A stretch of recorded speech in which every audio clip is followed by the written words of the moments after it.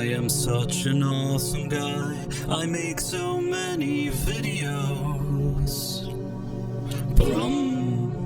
Hello there, Price of Reason here with a series review. Last week we saw the Season 2 premiere of the Quantum Leap sequel series. In my review for that episode, I had mentioned that while it wasn't the worst I've seen from the series, I still had a bad feeling about showrunner Martin Giro's overall creative direction for this entire new second season. In that sense, I knew that Season 2, Episode 2 would give us a much clearer picture of what we can expect from the show moving forward. In this video, I will discuss the plot of Episode 2, what I liked about the episode, what I didn't like about the episode, followed by an important announcement, and then my official score. Episode 2 starts with Ben leaping into a 70-year-old woman who's a bank teller in 1986 when the bank is held up by 3 robbers. With the help of random office guy person acting as Ben's hologram, Ben is able to resolve the situation and free all the hostages without any of them getting killed as they did in the original history. Meanwhile, in present day, in a 3-year time jump from the Season 1 finale, we learn what has happened with the Quantum Leap laboratory team during this time.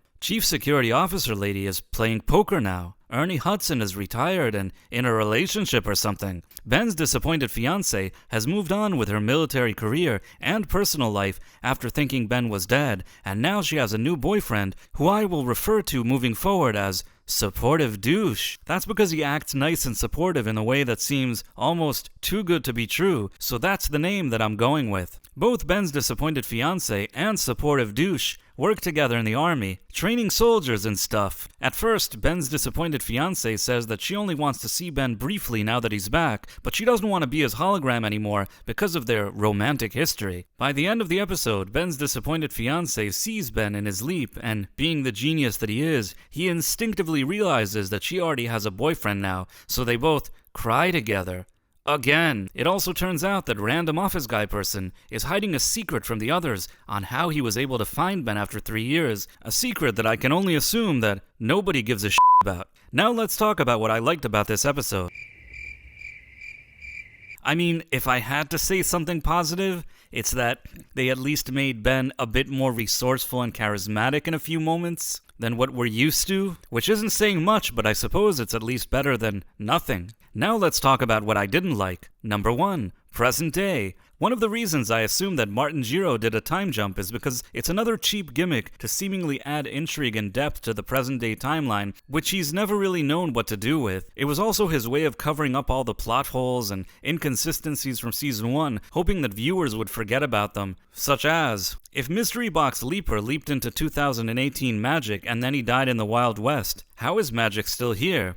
Yeah, don't think about it. Anyhow, this entire concept of where are they now is both dumb and pointless. Present day has always been the weakest part of this show, and Season 2's time jump not only doesn't improve it, it somehow makes it even worse. Number 2, soapy drama. Not only is the show doubling down on all of its unnecessary characters, they all seem to talk about their feelings every single second. To make matters worse, this also happens within the leap itself. Between one of the robbers crying and then Ben and his disappointed fiancée weeping, this show just feels like a complete telenovela. Again, and a poor one at that. This is really annoying because this is supposed to be a time travel show. Where's the action, the adventure, and the escapism? Now, the original series did have its emotional moments, but they were used more sparingly, and only when they served as an actual payoff to the overall story, usually within the leap itself. Not just to fill up screen time. And even when this show tries to do something similar, the poor storytelling simply doesn't allow for these moments to really have any type of emotional impact. Number 3, Ben is a woman. Again. In order to continue pushing their gender ideologies, Ben is once again a woman, something that the activists running this show are simply obsessed with. I mean, what better way for Ben to learn that his disappointed fiancé is with another man than while he's wearing a pink dress, of course? Which brings me to my next point. Number 4, love triangle. Ben's disappointed fiancée, a character that should have never been on this show to begin with, now also has to be involved in a love triangle with Ben and Supportive Douche to make her character even more annoying. This is the last thing that this show needed because it further complicates things and only takes away even more attention from Ben's leaps. I have a feeling that they're going to take this stupid idea a step further in the future and maybe even add a female leaper to leap with Ben at some point, giving him some type of separate love love interest and then creating a complete Beverly Hills 90210 situation. The only reason I'm even saying that this may happen is because it's the dumbest idea I can think of to make the show even more unbearable, so it wouldn't surprise me if that ends up being the case. Number 5. Poor rehash. In the original series, Sam once leaps into 3 brothers holding up a bank. I suppose this new episode wanted to create a similar story, only this time one of the robbers is the brother of one of the tellers. But whereas the original show had the robbers trying to save their farm from a corrupt banker, which made them sympathetic, this story was just run-of-the-mill fluff. It's so generic and bland.